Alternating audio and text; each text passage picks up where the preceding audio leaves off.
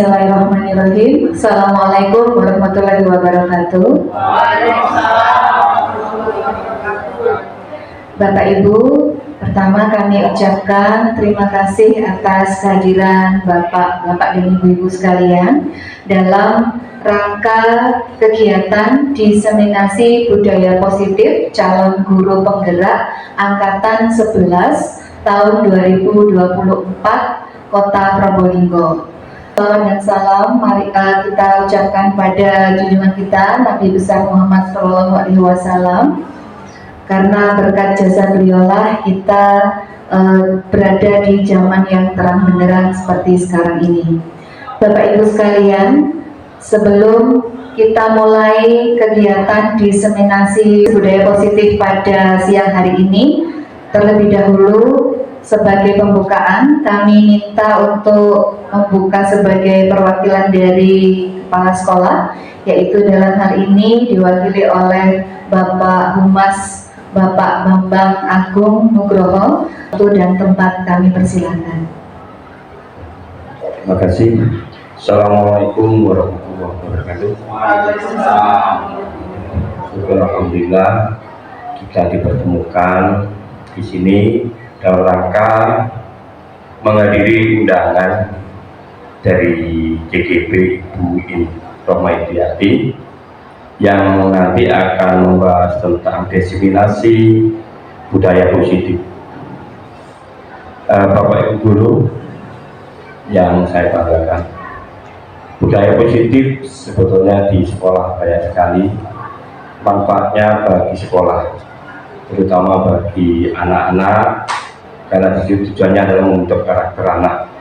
Nah, budaya positif ini nanti akan didiseminasikan oleh TGP Bu Indri. Monggo nanti kita simak bersama-sama. Semoga apa yang kita dapatkan dapat bermanfaat untuk sekolah kita. Terima kasih. Assalamualaikum warahmatullahi wabarakatuh. Baik, terima kasih Bapak Bambang. Untuk pembukaan mungkin langsung saja nih saya memulai untuk menyampaikan kegiatan kita Bapak Ibu. Jadi di sini kita dalam 1 sampai 2 jam ke depan kita akan berdiskusi sedikit mengenai budaya positif yang akan kita lakukan dan kita budayakan untuk sekolah kita, begitu.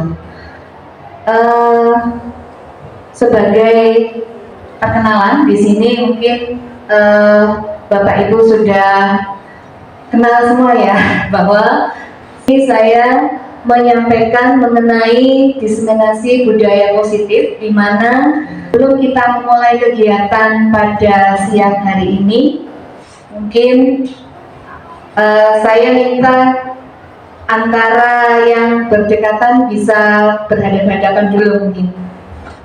Mungkin Bu Eksa berhadapan sama Bu Wahyu, Bu Fidarini dengan Pak Saiful, monggo.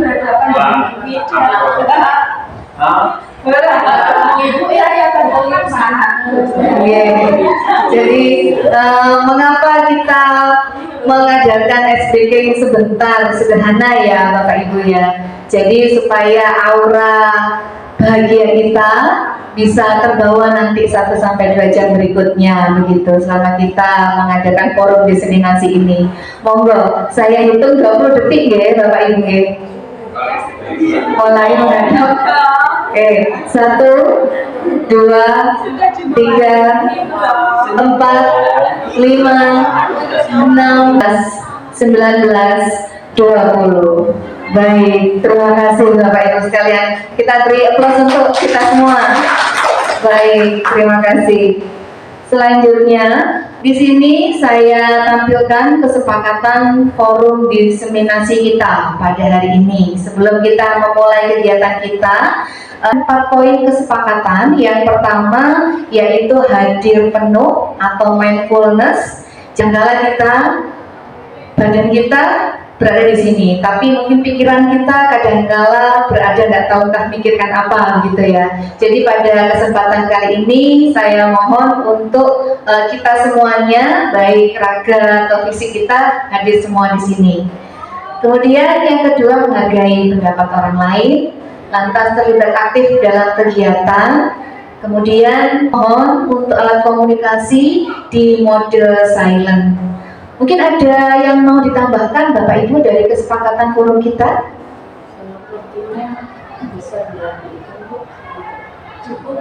Baik, cukup ya. Oke, terima kasih. Kalau begitu kita lanjutkan mengenai budaya positif. Kalau kita perhatikan Bapak Ibu, budaya positif mungkin yang tergambar dalam benak kita, budaya positif itu adalah hal-hal yang berlaku dan disepakati secara umum begitu. Nah, diwujudkan dari nilai-nilai atau keyakinan universal yang diterapkan di sekolah. Budaya positif dapat mendorong murid untuk mau bertindak dan mencipta sebagai proses memerdekakan dirinya, sehingga murid mampu mandiri dan bertanggung jawab. Oleh karena itu di sini ada sering kita dengar istilah kata merdeka. Merdeka bagi seorang murid itu adalah bisa untuk bertanggung jawab atas dirinya sendiri. Sebenarnya itu adalah makna dari pendidikan yang memerdekakan. Gitu. Nah, kemudian kita lanjutkan. Konsep budaya positif yang akan kita bahas pada forum kita kali ini, yaitu ada 6 poin. Yang pertama tentang disiplin positif, kemudian kebutuhan dasar manusia, motivasi perilaku manusia, posisi kontrol guru, yang kelima keyakinan kelas, dan yang terakhir segitiga restitusi. Nah, sekarang mari kita coba bicarakan satu persatu mengenai poin yang pertama tadi, yaitu mengenai disiplin positif. Diskusi dulu nih Bapak Ibu. Sebelum kita masuk pada poin daripada disiplin positif ini, mungkin ada dari Bapak Ibu yang punya gambaran sebenarnya apa sih disiplin positif itu. Barangkali ada yang mau memberikan komentar atau pendapatnya. Iya, silakan Ibu Cici.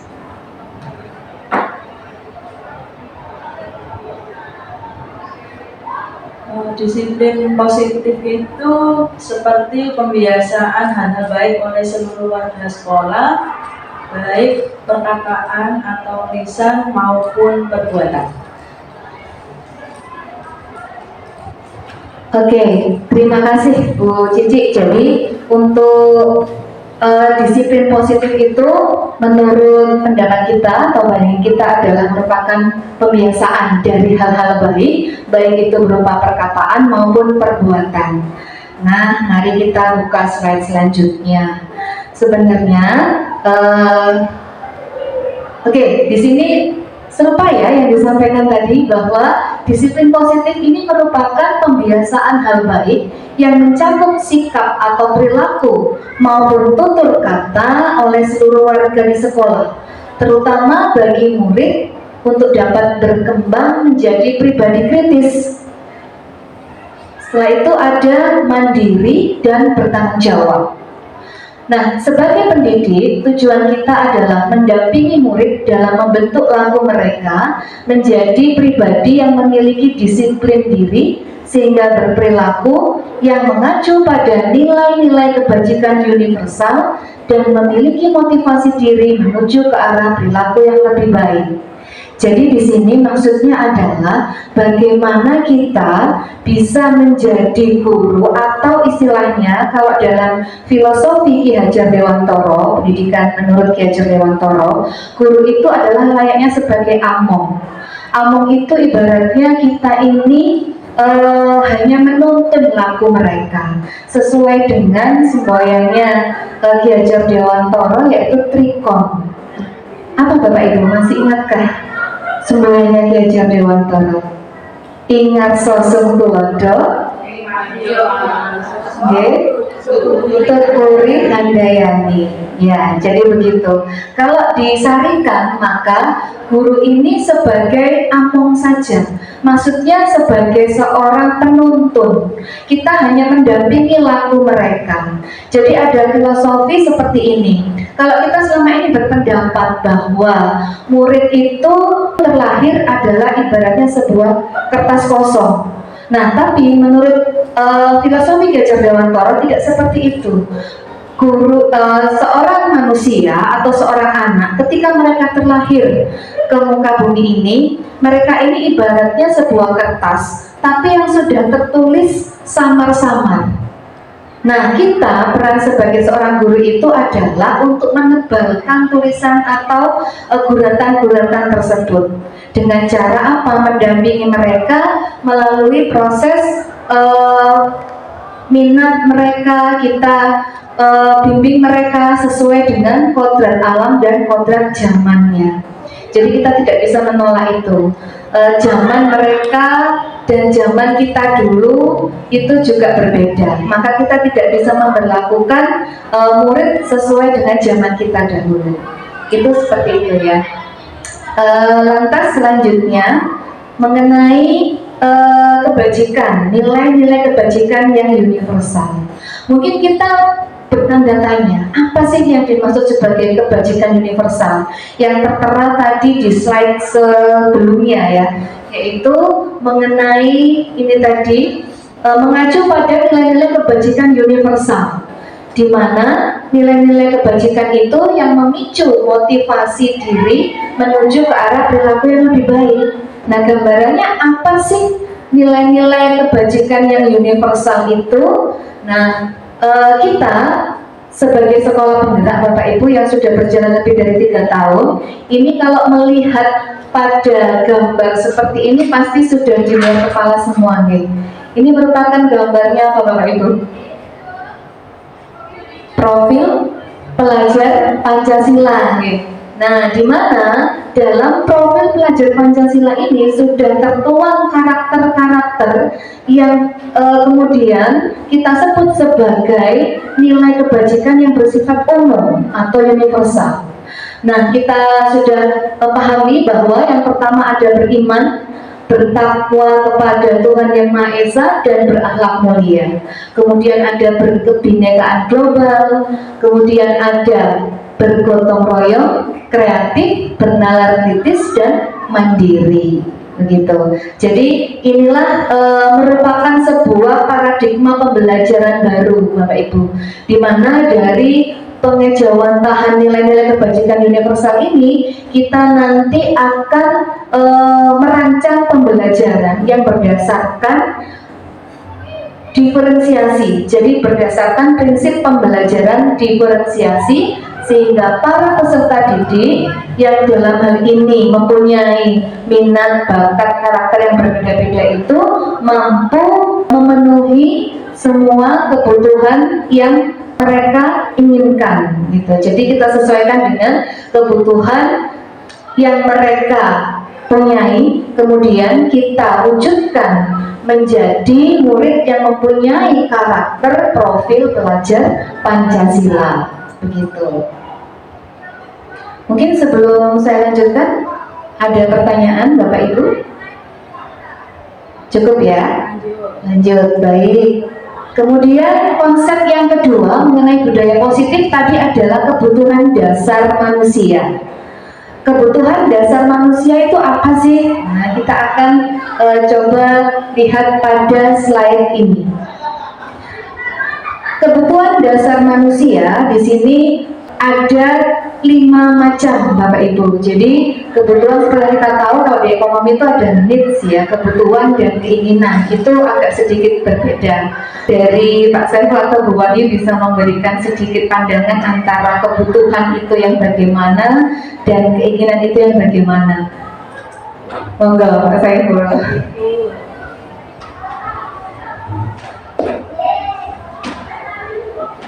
Terkait dengan keinginan dan kebutuhan, sebetulnya kebutuhan itu sendiri adalah keinginan. Hanya saja kalau keinginan yang menuntut untuk dipenuhi, itulah yang menjadi kebutuhan. Tetapi kalau keinginan itu sendiri ya bisa juga akan dipenuhi, bisa juga tidak, karena baru merupakan keinginan. Akan tetapi kalau sudah menuntut untuk dipenuhi, maka itulah yang menjadi sebuah kebutuhan. Mungkin itu yang akan kita temukan perbedaan antara keinginan dan kebutuhan. Baik, terima kasih Baik, terima kasih Pak Saiful. Jadi kebutuhan ini merupakan sesuatu yang harus dipenuhi, ya Pak. Nah, jadi kebutuhan inilah mungkin yang menjadi alasan bagi anak didik kita ataupun seseorang untuk berbuat atau action, untuk melakukan suatu tindakan. Nah, berdasarkan teori yang dikemukakan bahwa di sini ada 5 jenis kebutuhan dasar manusia, yaitu yang pertama kebutuhan untuk bertahan hidup. Kebutuhan bertahan hidup itu apa misalnya? Seperti kalau kita makan, nah ini merupakan kebutuhan untuk supaya kita menghindari rasa lapar kan, jadi memenuhi kebutuhan untuk makan begitu ya. Kemudian kasih sayang. Nah ini merupakan kebutuhan rohani barangkali ya, atau kebutuhan untuk diterima oleh kelompok kita, kebutuhan untuk diperhatikan. Kan kadang-kadang kita nggak enak kalau misalkan ada dan tiadanya kita itu nggak memberikan pengaruh apa-apa kepada orang lain. Tapi kadang-kadang kita merasa bermakna ketika keberadaan kita itu diterima oleh komunitas kita, merasa dihargai, merasa disayangi, begitu. Kemudian selanjutnya yaitu kebutuhan penguasaan. Kebutuhan penguasaan ini adalah ketika kita melakukan sesuatu dan kita merasa bahwa kalau dalam orang Jawa itu istilahnya jumawa begitu, mungkin dalam tanda kutip begitu. Jadi kita merasa berkuasa. Saya merasa senang kalau misalnya saya bisa mempengaruhi teman-teman saya begitu. Nah ini berarti kebutuhan penguasaan. Kemudian kebutuhan untuk kebebasan. Nah kebutuhan kebebasan ini bahwa suatu misal anak-anak itu kadang-kala kalau belajar di kelas merasa bahwa bu panas, bu nggak enak bu belajarnya di kelas terus, sekali-sekali belajar di luar kelas. Nah ini adalah contoh untuk memenuhi kebutuhan mereka akan kebebasan. Jadi mereka merasa bebas kalau ada di luar kelas begitu. Kemudian selanjutnya ada kesenangan.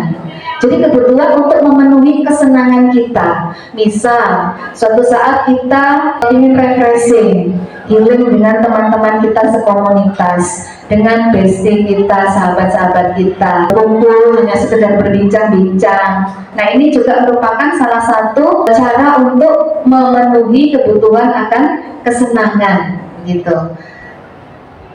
Kemudian di sini saya tampilkan, misalkan ada studi kasus begini.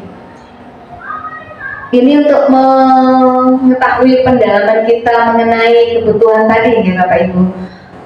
Di sini kasus yang pertama, Ibu Santi adalah wali kelas 9H, sedang bingung menghadapi ulah salah satu murid di kelasnya, yaitu Tommy.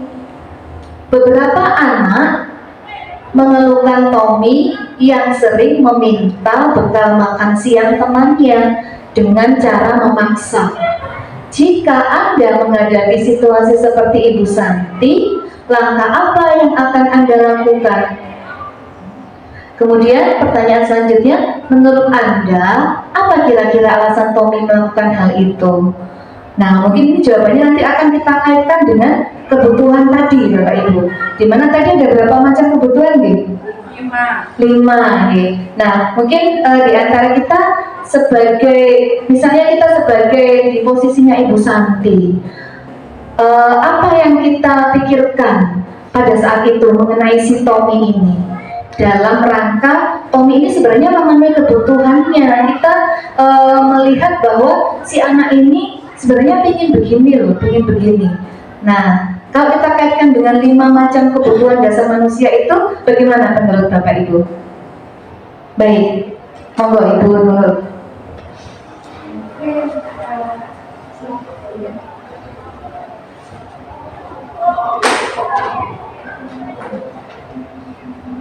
Oke, terima kasih. Saya mencoba menjawab.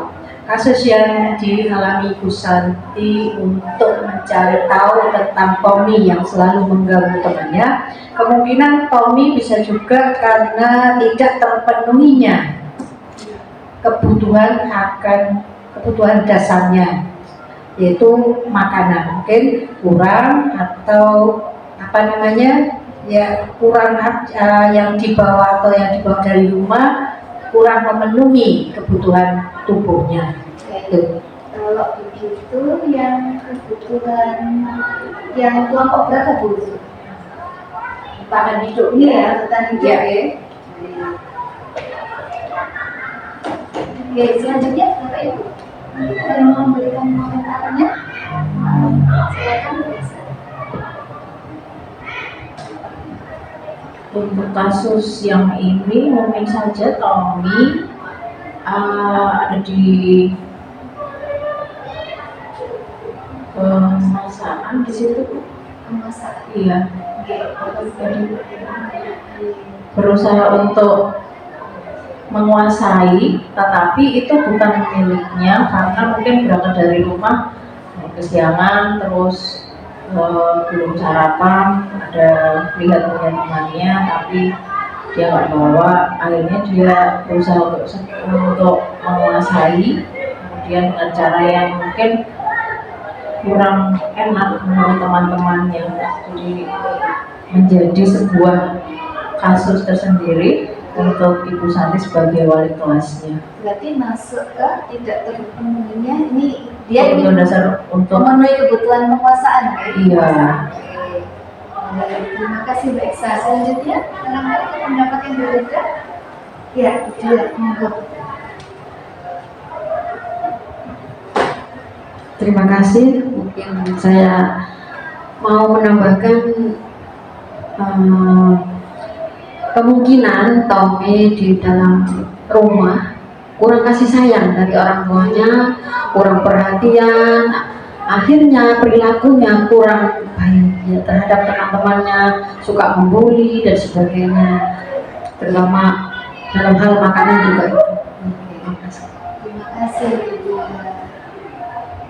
Oke, mau menambahkan Bapak Ibu? Ya, silakan Ibu Ika. Terima kasih. Mungkin si Tommy itu cari perhatian sama temennya, dengan dia itu merebut makanannya punya teman, sehingga dia itu merasa senang ketika dia mengambil makanan punya temannya. Jadi dia punya kesenangan tersendiri ketika dia merebut makanan punya teman. Baik. Terima kasih. Oke, terima kasih Bu Ika.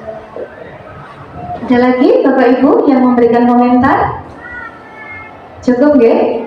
Baik, Kita beri applause untuk kita semua Bapak Ibu. Terima kasih untuk keaktifannya Bapak Ibu.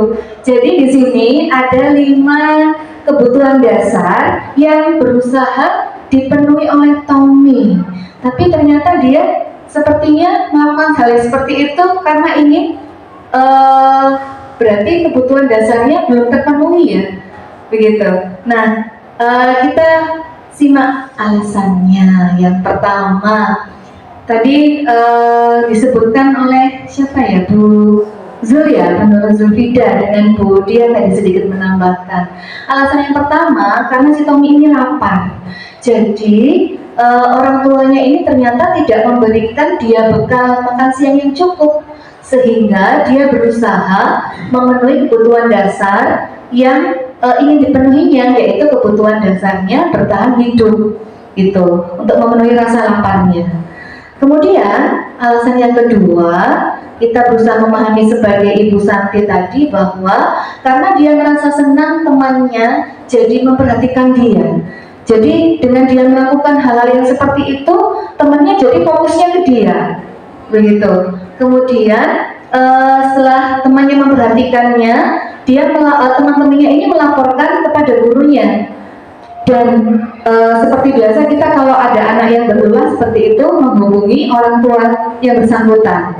Kemudian orang tua ini akhirnya ketika di rumah menjadi memperhatikan Tommy. Jadi intinya Tommy ini butuh diperhatikan. Ya, berarti dia mencari perhatian ya dari lingkungan sekitarnya, karena di rumah dia merasa kurang diperhatikan oleh kedua orang tuanya. Maka Tommy berusaha memenuhi kebutuhan dasarnya, yaitu kebutuhan akan kasih sayang dan rasa diterima. Kemudian alasan ketiga, sebagai Ibu Santi kita bisa memahami karena temannya Tommy ini takut dengan Tommy, akhirnya dia menuruti keinginannya. Teman-temannya itu nurut sama Tommy. Maka sebenarnya Tommy ini ingin memenuhi kebutuhan akan penguasaan. Jadi dia senang kalau dia jadi leader atau teman-temannya nuruti kemauannya dia. Gitu. Kemudian alasan yang keempat, yaitu karena dia merasa bosan dengan bekal yang dibawakan ibunya dari rumah. Ibunya selalu membawakan dia bekal yang sama. Oleh karena itu, dia ingin mencoba makanan teman-temannya yang beraneka ragam. Kok bekalku kok ini aja ya? Oh, ini yang satu ceplok telur, ini yang satu ada rendang, ini yang satu ada fried chicken begitu. Maka Tommy berusaha memenuhi kebutuhan dasarnya akan kebebasan. Jadi dia ingin makan semaunya dia gitu. Kemudian yang terakhir yaitu karena dia melakukannya iseng aja dan menikmati ekspresi wajah teman-temannya yang kesal karena diambil makanannya. Jadi dia tuh menikmati ekspresi wajah teman-temannya gitu. Jadi dia senang melihat ekspresi teman-temannya yang merasa keki, yang merasa sebel sama Tommy. Nah itu merupakan hal yang lucu buat Tommy. Maka Tommy di sini berusaha memenuhi kebutuhan akan kesenangan. Baik, jadi masuk semua ya alasannya Bapak Ibu tadi yang disampaikan ya. Oke, terima kasih untuk yang materi tentang kebutuhan dasar. Ini berarti sudah bisa kita pahami bersama ya Bapak Ibu. Baik, lanjut yang konsep ketiga yaitu dari budaya positif ini, motivasi perilaku manusia. Seperti yang kita ketahui bersama Bapak Ibu, yang dikatakan sebagai motif itu adalah hal-hal yang mendasari seseorang untuk berbuat atau melakukan sesuatu. Nah, di sini ada 3 macam motivasi yang dimiliki oleh seseorang yang mendasarkan seseorang itu untuk melakukan sebuah perbuatan. Motivasi yang pertama yaitu untuk menghindari ketidaknyamanan atau hukuman. Jadi kadangkala kalau ini bisa kita contohkan, anak-anak itu kalau peraturannya di sekolah ketika hari Senin dan Selasa ini menggunakan pakaian putih abu-abu dan bersepatu hitam. Nah, mungkin dari beberapa ratus anak ini mereka pasti ingin punya keinginan memakai sepatu berwarna putih atau warna yang lain ketika hari Senin Selasa. Tetapi akhirnya mereka tetap mematuhi peraturan sekolah dengan cara menggunakan atau memakai sepatu hitam. Karena motivasinya takut untuk tidak nyaman. Tidak nyamannya karena apa? Karena kalau tidak sesuai aturan akan dihukum begitu. Jadi motivasinya ini takut akan hukuman. Begitu. Kemudian motivasi yang kedua yaitu untuk mendapatkan imbalan atau penghargaan dari orang lain. Jadi ketika kita melakukan suatu langkah atau perbuatan, ini motifnya adalah ingin dipuji orang misalnya, ingin mendapat imbalan, ingin mendapat poin plus, pujian atau mungkin reward begitu. Oh ini rajin, oh ini si A pinter, oh ini disiplin dan lain sebagainya. Jadi misalnya ada anak yang mungkin ketika kita bertanya, anak ini selalu menjawab. Motivasinya adalah ingin mendapatkan poin atau nilai di guru tersebut atau guru yang bersangkutan. Maka motivasi yang seperti ini dikatakan motivasi untuk mendapatkan penghargaan dari orang lain. Kemudian, nah ini Bapak Ibu, kedua jenis motivasi perilaku manusia ini nomor 1 dan nomor 2 ini bersifat eksternal atau dorongan dari luar diri kita. Jadi kita action, kita berbuat sesuatu itu karena ada motif dari luar diri kita. Motifnya karena kita ingin mendapat penghargaan. Oh, misalnya kita rajin setiap hari datang supaya nanti ketika ada pemilihan bisa terpilih menjadi guru berprestasi, menjadi karyawan berprestasi, seperti itu. Ini dari luar. Kemudian yang seharusnya, yang seyogianya kita miliki itu adalah yang nomor 3 di sini, yaitu motif untuk menjadi orang yang mereka inginkan dan menghargai diri sendiri dengan nilai-nilai yang mereka percayai. Nah, jadi di sini merupakan motivasi dalam diri seseorang untuk melakukan sesuatu karena kita ingin diri kita itu berharga. Jadi menghargai diri sendiri. Suatu misal, ini ada studi kasus lagi. Saya tampilkan di sini. Sebagai seorang guru, saat kita hadir mengajar di kelas tepat waktu, motivasi apakah yang mendasari tindakan kita? Apakah kita datang tepat waktu karena tidak ingin ditegur oleh atasan kita dan kemudian mendapat surat peringatan? Nah, kalau motivasinya seperti ini, berarti masuk yang kategori nomor 1, nomor wahid ya Pak Saiful.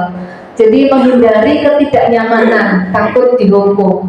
Jadi kayaknya ada CCTV yang memantau. Oh, kalau saya datang terlambat nanti diketahui oleh pimpinan. Maka saya udah datang tepat waktu aja di kelas.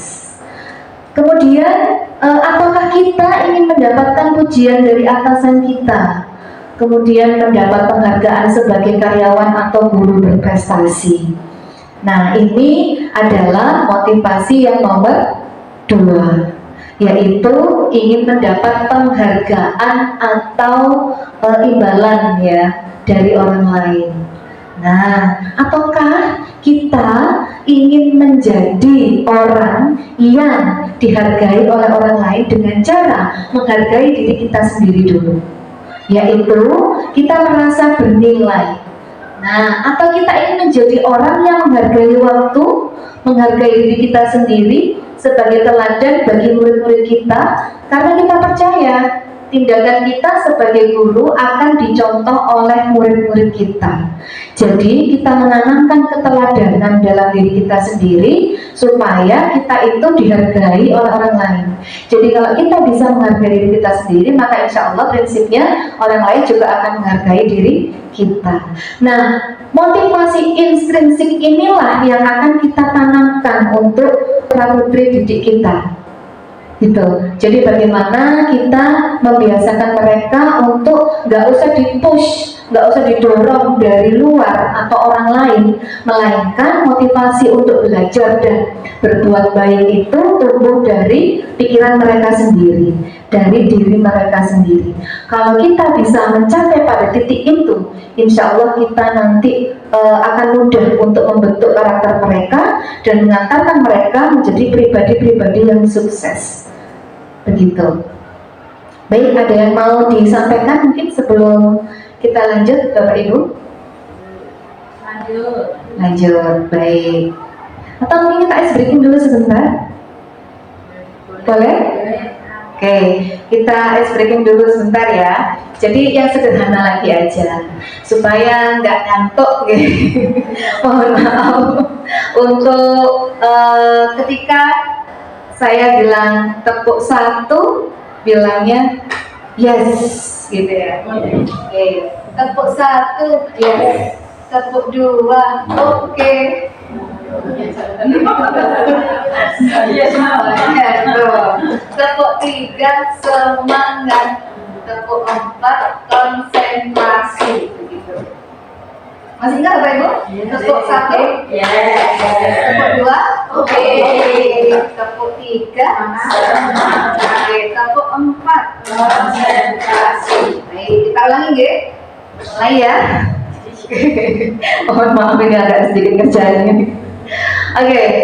Tepuk 1, yes. Tepuk 2, tepuk 3, tepuk 4, baik, terima kasih. Tepuk tangan untuk kita semua. Oke, kita lanjutkan. Konsep selanjutnya yaitu posisi kontrol. Nah, posisi kontrol sebagai seorang guru. Ini. Nah, di sini terpampang ada 5 jenis posisi kita sebagai seorang guru. Kita mau memposisikannya seperti apa nantinya? Nah, mungkin di sini kita akan mencoba mengulik satu persatu apa itu posisi sebagai penghukum, pembuat rasa bersalah, teman, pemantau, ataukah manajer. Begitu. Nah, di sini ada yang pertama penghukum. Saya yakin bahwa semuanya pada saat kita tanpa sengaja ataupun kita sengaja pasti pernah mengeluarkan kalimat atau kata-kata yang itu merupakan hukuman kepada siswa. Suatu misal begini, ketika tadi masih ada kita bicara mengenai sepatu yang berwarna hitam, ya. Ketika si anak ini begitu datang hari Senin memasuki gerbang sekolah, kemudian oleh tim tatip nampak bahwa si A ini menggunakan sepatu berwarna putih atau tidak hitam, katakanlah. Kemudian tanpa melakukan sebuah dialog atau menanyakan alasannya, si guru B ini misalnya langsung menghukum si anak, lepas sepatumu, taruh di pos satpam, silakan langsung masuk kelas. Nah, dialog seperti ini dikatakan sebagai guru, posisinya sebagai penghukum. Nah, ini contoh sederhana. Kemudian yang kedua yaitu posisi sebagai pembuat rasa bersalah. Nah, maksudnya pembuat rasa bersalah itu adalah murid diajak untuk bisa berempati akan apa yang kita rasakan. Begitu.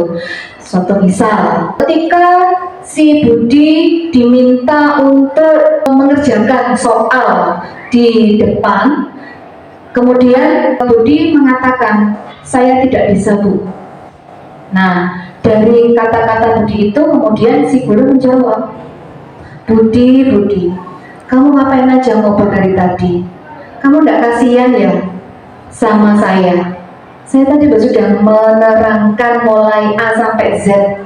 Kok kamu malah ngobrol sendiri? Sekarang disuruh maju ke depan malah nggak bisa. Nah, jadi si Budi ini dengan kalimatnya guru tadi merasa bahwa oh iya ya, saya sudah bersalah, sudah membuat si ibu guru ini kesal, begitu. Kemudian posisi kontrol yang ketiga yaitu sebagai teman. Jadi kita memposisikan diri kita itu sebagai temannya murid kita, gitu. Jadi kita ajak mereka bicara, kemudian kita pancing mengapa alasannya kok kamu seperti ini dan lain sebagainya. Kemudian sebagai pemantau. Sebagai pemantau di sini, guru ini hanya bertugas untuk merecord kejadian, kemudian langsung memberikan justifikasi kepada si anak. Suatu misal, berdasarkan data yang sudah masuk, kamu sudah melanggar peraturan atau tata tertib sekolah selama sekian kali, begitu. Kemudian anak tersebut mendapat hukuman. Nah, ini sebagai pemantau. Kemudian posisi yang kelima adalah sebagai manajer. Nah, sebagai manajer ini, kalau kita bicara mengenai manajer ini sebenarnya ada kaitannya dengan mata pelajaran ekonomi, ya, di mana ada pelajaran yang bidangnya manajemen. Kalau manajemen itu kami katakan bahwa sebagai ilmu tertua di muka bumi ini, karena manajemen itu ada semenjak manusia itu ada di muka bumi ini, begitu. Ini sudah melakukan kegiatan manajemen. Manajemen berasal dari kata manage dan man, begitu kalau di ilmunya. Manage berarti mengatur, man adalah manusia, berarti mengatur manusia. Kalau manager berarti orang yang melakukan pengaturan, ya, orang yang mengelola, begitu.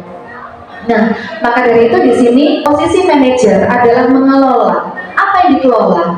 Mengelola perbuatan, mengelola sikap, mengelola tutur kata, mengelola hati, mengelola budi pekerti dan pikiran. Nah, itu maksudnya posisi manajer. Posisi ini bisa dari kita ataupun bisa dari murid. Jadi setelah kita memaparkan, kita menampilkan, memberi contoh posisi manajer kepada si anak, diharapkan si anak ini mampu juga memposisikan mereka, mengatur dirinya sendiri. Jadi ini ada 5 posisi kontrol. Nah, menurut Bapak Ibu sekalian, dari kelima posisi kontrol ini, mana yang layak kita lakukan untuk mendampingi atau menuntun laku murid kita? Siapa yang mau memberikan komentar, kami persilahkan. Ya, silakan Bu Wahyu.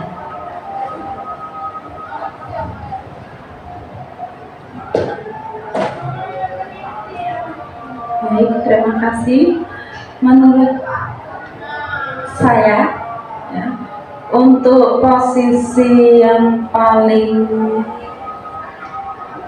baik adalah posisi guru sebagai manajer, di mana kalau sebagai manajer, guru setidaknya harus mampu melakukan semuanya, diantaranya sebagai kontrol penghukum, membuat rasa bersalah, teman, dan sebagai memantau.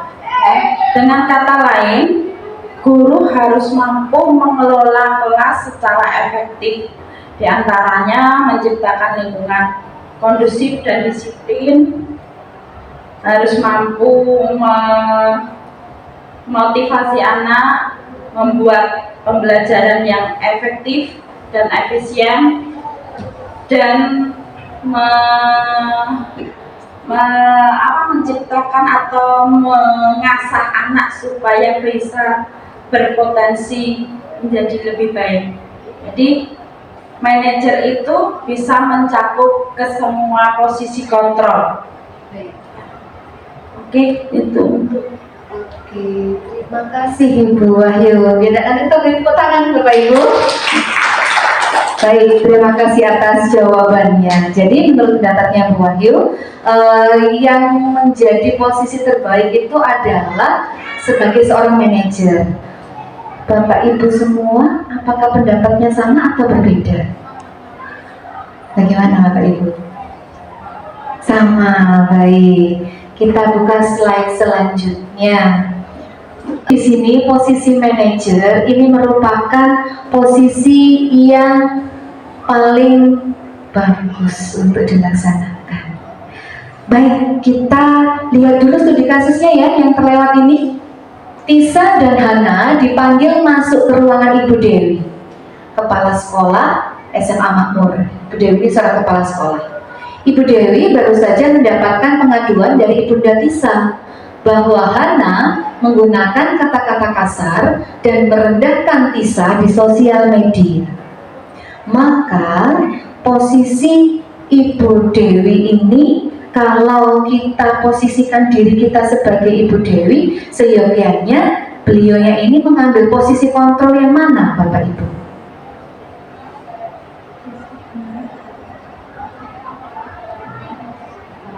Ataukah sebagai penghukum? Apakah sebagai teman? Sebagai pemantau? Sebagai manajer? Satu lagi tadi sebagai membuat rasa bersalah, gitu. Bagaimana? Mungkin Pak Saiful nih bisa menyampaikan pendapatnya, monggo. Baiklah, terkait dengan kasus tersebut, sebetulnya kita bisa memposisikan diri kita itu sebagai manajer tentunya, karena di dalam konteks manajemen kita temukan ada satu konteks manajemen konflik, sehingga apa yang kita hadapi itu pada dasarnya adalah konflik antara dua orang murid kita, sehingga kita betul-betul harus memposisikan diri kita di dalam penyelesaian konflik tersebut dengan mengedepankan prinsip-prinsip daripada manajemen konflik seperti itu.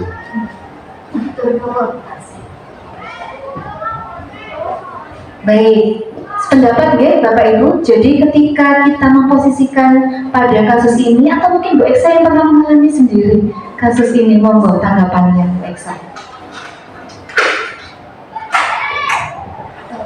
Bukan di merendah-rendahan, cuma waktu itu ini zaman saya masih TK, Bu. Sebelum ada kurikulum yang seperti ini. Jadi katanya saya itu melukai, tiba-tiba tanpa ada obrolan terlebih dahulu dari teman-teman di dalam kelas itu, saya langsung, ini saya ngambilnya di ini ya, pembuat rasa bersalah ya.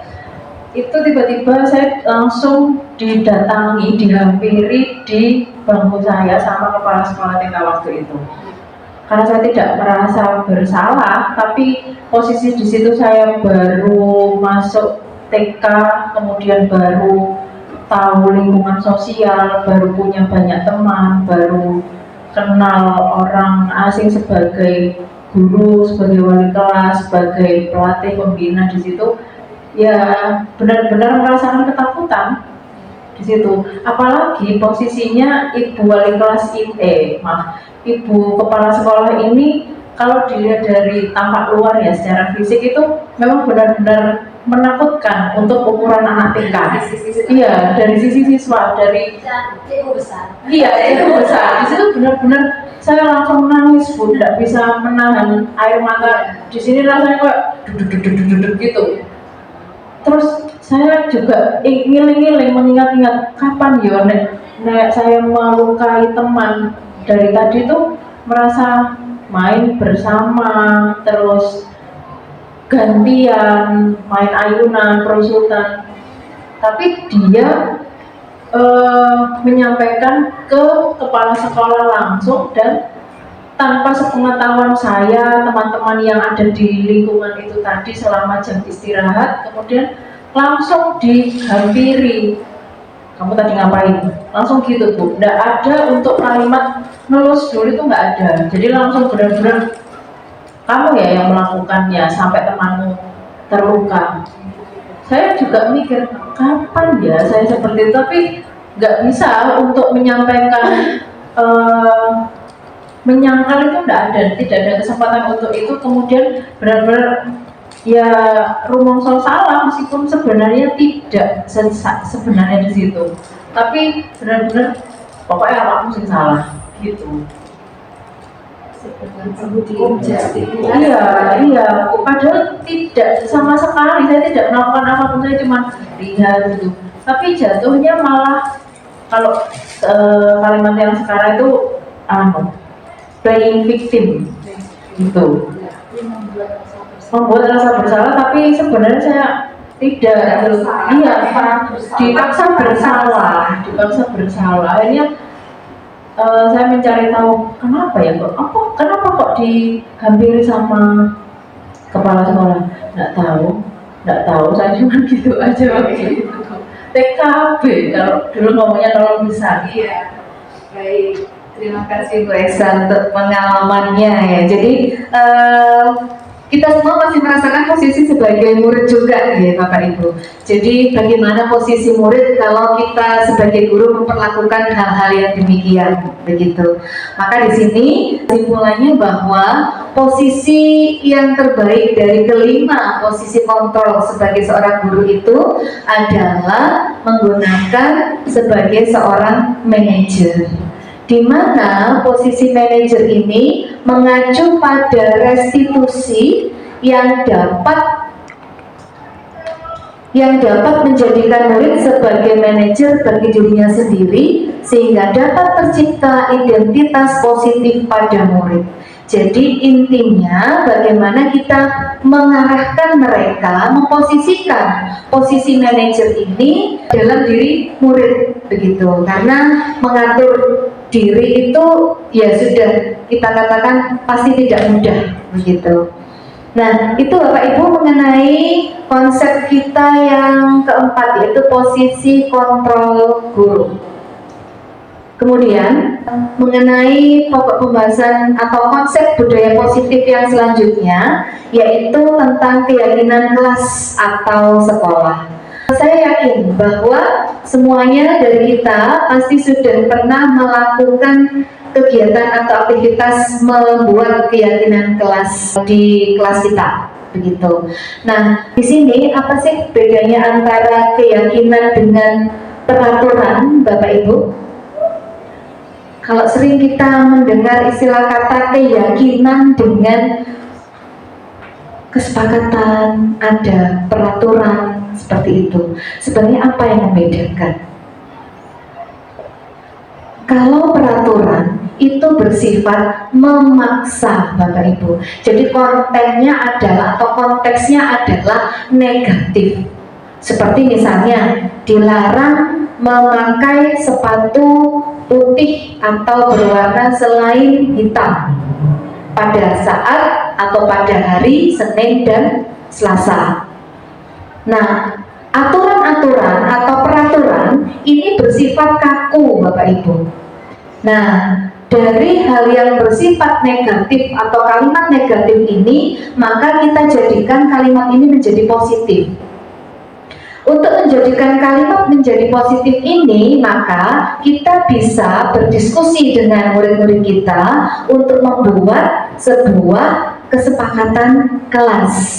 Nah, dan mengatakan juga bahwa kesepakatan itu disebut sebagai keyakinan kelas. Maka keyakinan kelas di sini yaitu di mana guru berperan dalam mewujudkan terbentuknya keyakinan kelas atau sekolah dengan adanya kesepakatan antara guru dan murid.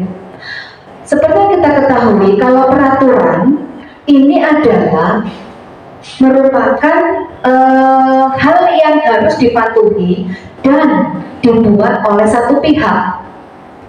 Tetapi bedanya dengan keyakinan kelas, kalau keyakinan kelas itu kita buat bersama murid, gitu. Kalau peraturan kelas berarti kita yang menentukan peraturan tersebut. Tapi kalau keyakinan intinya adalah kita menyepakati dengan mereka. Kemudian keyakinan kelas juga berupa pernyataan-pernyataan universal yang mudah diingat dan dipahami dan harus diterapkan di lingkungan sekolah ataupun kelas. Begitu. Jadi yang berupa nilai-nilai universal. Tadi apa saja misalnya yang bersifat universal? Menghormati, kemudian menghargai. Nah, itu kalimat-kalimat yang umum atau nilai-nilai kebajikan yang umum, begitu. Bagaimana bisa dipahami Bapak Ibu mengenai keyakinan dan peraturan?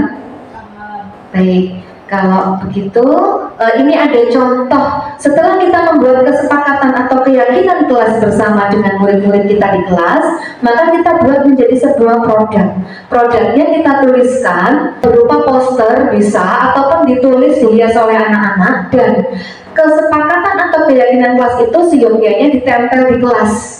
Nanti kalau sudah disepakati, baru ini akan menjadi memori buat mereka untuk selalu dibaca. Jadi ketika mereka lewat atau mereka berada pada kelas tersebut, mereka akan, oh ini ingat keyakinan kelas saya ini, berarti saya harus melaksanakan ini, begitu. Kemudian di sini saya coba untuk menampilkan keyakinan kelas yang saya buat bersama murid-murid di kelas.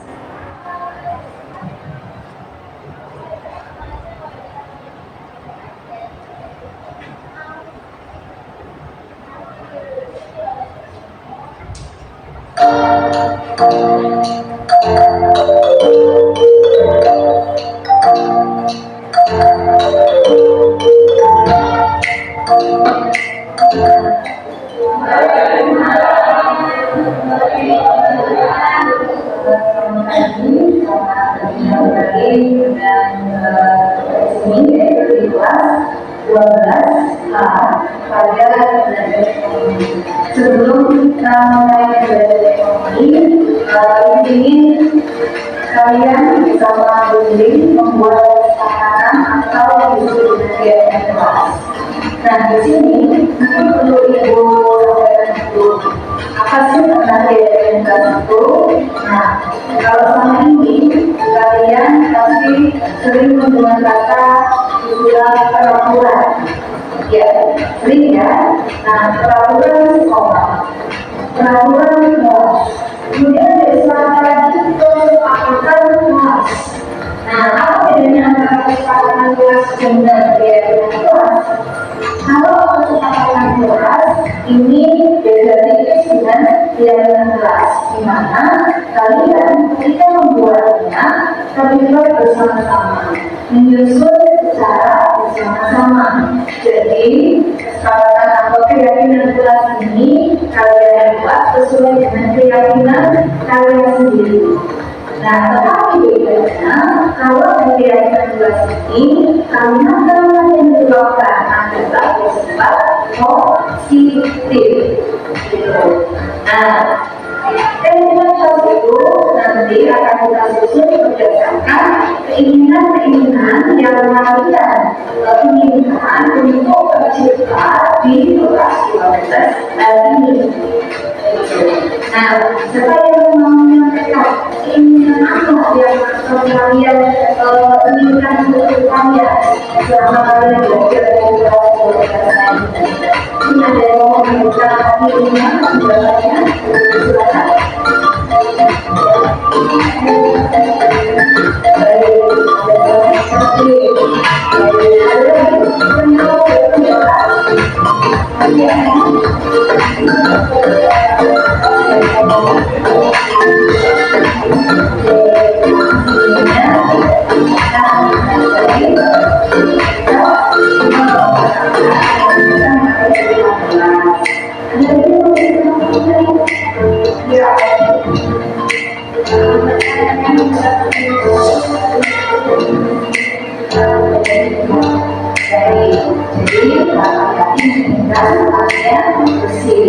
Lingkungannya bisa kondusif untuk pembelajaran, gitu ya.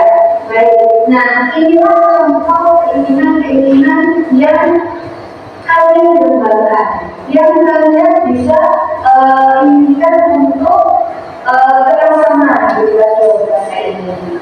Baik, sekarang Ibu akan membagikan stiker pada kalian. Di situ kalian tuliskan keinginan kalian untuk terciptanya budaya positif di kelas 12 ini. Ya.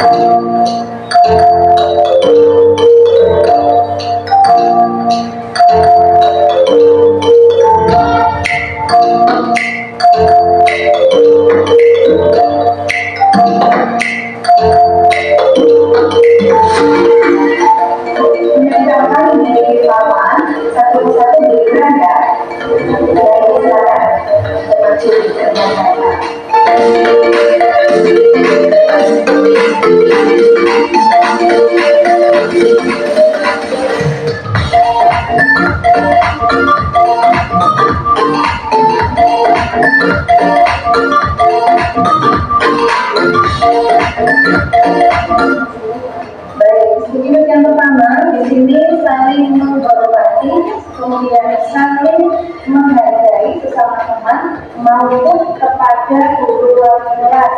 Kita masukkan ke kelompok yang pertama dulu.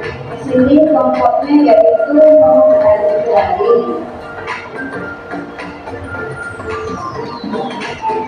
Baik, kita cari sentimen yang kedua.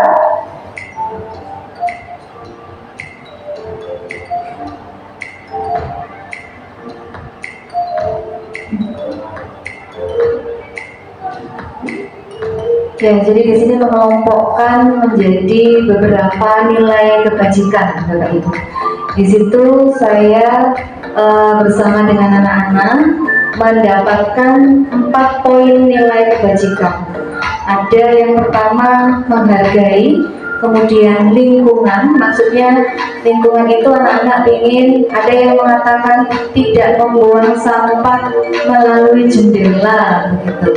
Nah ini berarti mereka biasanya melihat temannya seperti itu gitu, sehingga kok nggak nyaman ya hanya seperti itu gitu. Kemudian ada disiplin, yaitu mengerjakan tugas tidak boleh telat. Nah ini mereka sendiri yang menyampaikan. Kemudian guru ngomong, ketika guru menyampaikan atau menerangkan, nggak celometan gitu. Biasanya cowok-cowoknya dulu yang suka celometan gitu. Nah ini cewek biasanya yang nggak suka teman-temannya kayak gitu. Jadi kita kelompokkan, kebetulan dapat 4 poin nilai kebajikan: menghargai, lingkungan, disiplin, dan kerjasama. Jadi dari pendapatnya anak-anak itu kita kelompokkan, kemudian setelah selesai kita tuliskan poin-poinnya, 4 poin tersebut kita buat menjadi keyakinan kelas, dan itu seharusnya ditandatangani oleh seluruh siswa. Nah, tapi kesepakatannya anak-anak, bagaimana nak? Ini apakah ini saya tawarkan, apakah ditandatangani seluruh, apakah hanya kelasnya saja? Tapi kalian ikut sepakat bahwa di sini kelasnya aja dulu. Gitu. Akhirnya kelas tanda tangan di depan. Kemudian untuk proses selanjutnya adalah nanti anak-anak saya minta untuk membuat poster berupa keyakinan kelas dan ditempel di dinding kelas begitu. Nah ini tentang keyakinan kelas Bapak Ibu. Selanjutnya yaitu materi yang the last one ya, yaitu segitiga restitusi. Seperti gambarnya ada segitiga. Kemudian di situ ada menstabilkan identitas langkah yang pertama.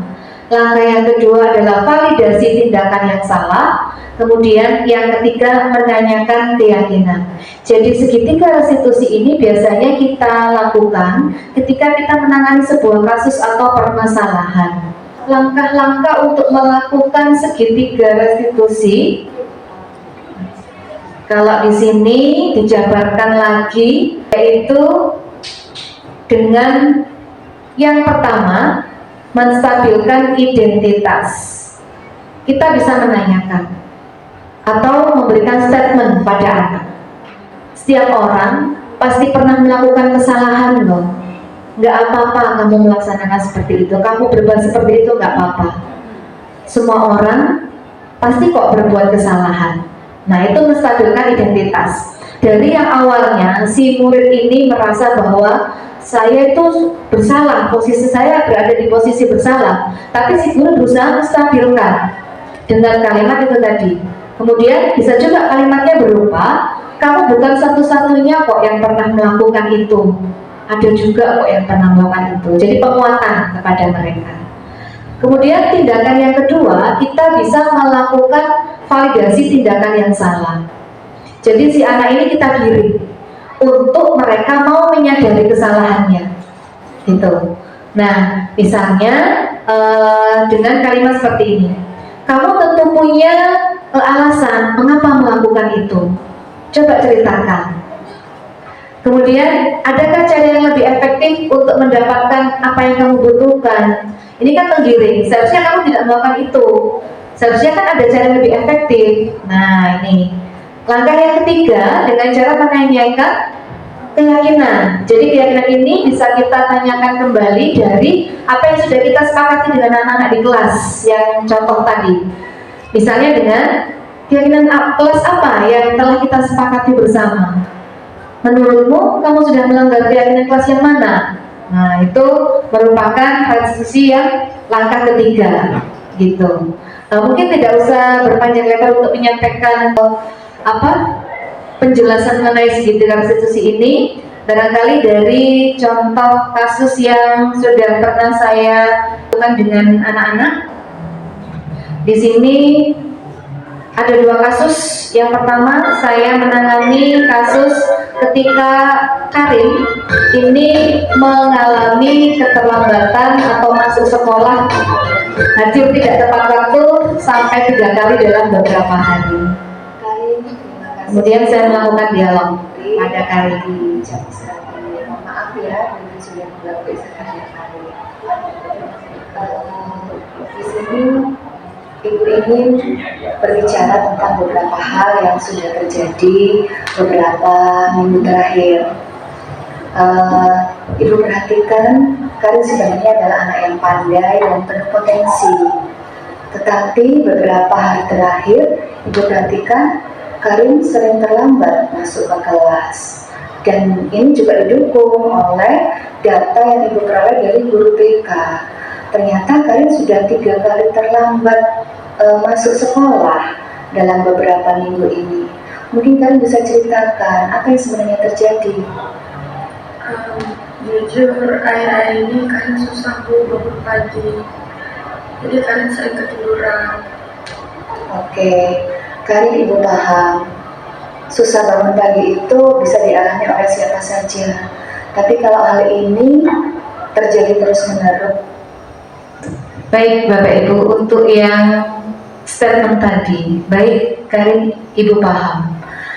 Susah bangun tidur itu pasti pernah dialami oleh semua orang. Nah, ini merupakan dari ketiga langkah segitiga restitusi tadi, masuk yang poin mana Bapak Ibu? Menstabilkan identitas. Jadi kita bumbung si anak ini dulu. Terus, Ibu khawatir akan mengganggu proses belajarmu di kelas. Dan ini juga otomatis mengganggu belajar teman-temanmu yang lain. Bagaimana? Apa yang kamu pikirkan tentang ini? Saya tahu Bu, ini salah. Tapi Nah, ini merupakan langkah yang kedua atau ketiga nih? Maaf Bu, saya tahu saya salah, begitu jawabnya si Karin. Berarti dia mampu mengambil tadi langkah yang kedua, yaitu memvalidasi tindakan yang salah, gitu. Jadi validasi tindakan yang salah ini tadi yang nomor 2 dalam segitiga restitusi. Karin juga nggak tahu harus gimana. Baik, kalau begitu Karin ingat dengan keyakinan kelas ya yang sudah pernah kita bikin bersama teman-teman beberapa waktu yang lalu.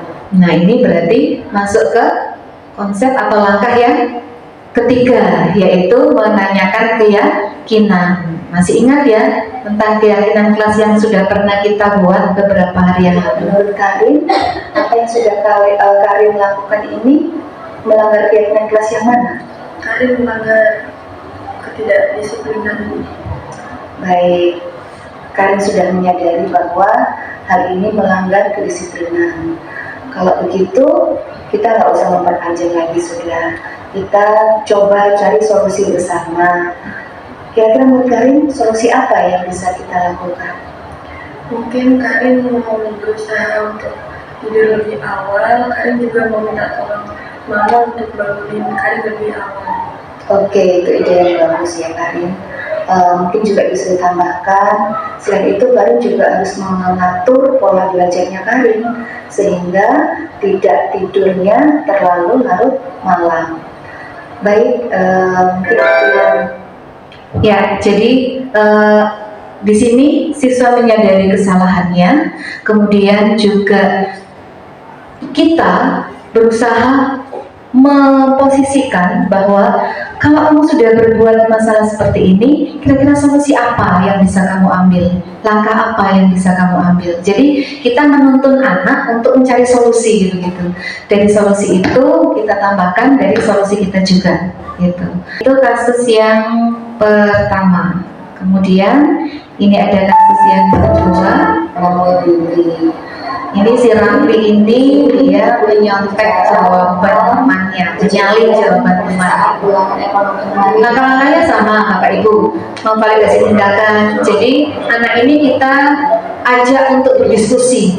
Ini adalah pola manajer, posisi kontrol kita sebagai seorang manajer. Kita ajak dialog mereka, kita cari alasan atau penyebabnya.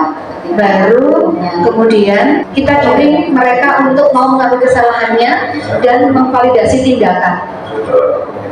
Kemudian selanjutnya menanyakan keyakinan, sama seperti kasusnya Karin tadi. Kemudian setelah dari si anak, maka kita cari solusi bersama gitu. Nah, ini pendapat mereka setelah sama-sama kita panggil berdialog untuk melakukan segitiga diskusi. Jadi dengan begitu diharapkan anak-anak diajak bicara dari hati ke hati dengan pola pendekatan manajer, sehingga merasa mereka seperti memang benar-benar dimanusiakan, dan memang guru ataupun sekolah concern atau perhatian terhadap mereka secara pribadi dan percaya. Jadi dengan pola ini kita ajak mereka untuk mandiri dan bertanggung jawab. Tadi itu intinya, Bapak Ibu. Baik, dari kedua kasus ini mungkin kita bisa memahami apakah itu segitiga restitusi. Maka kesimpulan dari forum diseminasi kita pada hari ini yaitu dalam penerapan budaya disiplin positif, di sini guru mempunyai standar kepribadian profesional dan sosial yang baik, di mana guru mampu berefleksi pada posisi kontrolnya saat ini, bagaimana perjalanan dirinya sebagai seorang among atau posisi manajer yang mampu menuntun murid menjadi insan yang mandiri, merdeka, dan bertanggung jawab. Barangkali sebelum kita tutup pertemuan forum diseminasi kita pada hari ini, ada yang mau memberikan umpan balik atau perasaan selama kita melakukan diskusi, Bapak Ibu? Silakan, saya ingin tahu bagaimana, atau mungkin satu kata perasaan yang dirasakan Bapak Ibu setelah kita berdiskusi pada hari ini, apa yang dirasakan? Monggo dari Bu Eksa mungkin. Yang dirasakan apa Bu Eksa? Satu kata saja.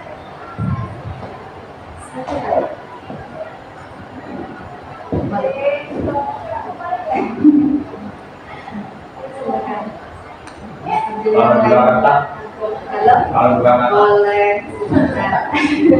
Nanti semua juga dapat dirasakan.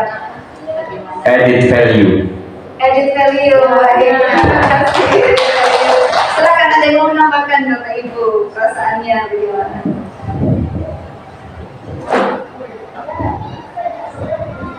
Terima kasih. Kesimpulan saya, budaya positif bukan hanya dibangun dari kita sebagai guru, juga murid harus juga menerima merasakan budaya positif yang kita bangun. Baik, terima kasih.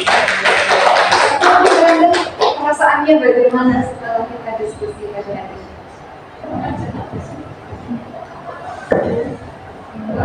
Satu kata nggak apa-apa. Setelah kami mendapatkan diseminasi, kami mendapatkan banyak informasi yang belum pernah kami tahu, ya, untuk mendapat tambah ilmu sebagai pegangan atau dasar dari guru sebagai pembimbing peserta didik. Terima kasih, informasinya akan kami terangkan kepada anak didik kami. Terima kasih. Terima kasih. Baik, Bapak Ibu, bahagia rasanya saya pribadi bisa berbagi hal-hal positif kepada Bapak Ibu semua. Harapan kami semua supaya budaya positif ini bisa menjadi guide atau penuntun kita untuk memerdekakan tidak hanya diri kita sebagai seorang guru, tapi juga memerdekakan pendidikan di Indonesia. Begitu ya Bapak Ibu, sehingga menciptakan atau menjadikan mereka, murid-murid kita ini menjadi pribadi-pribadi yang merdeka dan bertanggung jawab. Kita beri aplaus untuk kita Bapak Ibu. Terima kasih. Sekian dari kami, kurang dan lebihnya kami mohon maaf. Terima kasih. Mohon maaf atas segala kekurangan. Kami akhiri. Wassalamualaikum warahmatullahi wabarakatuh.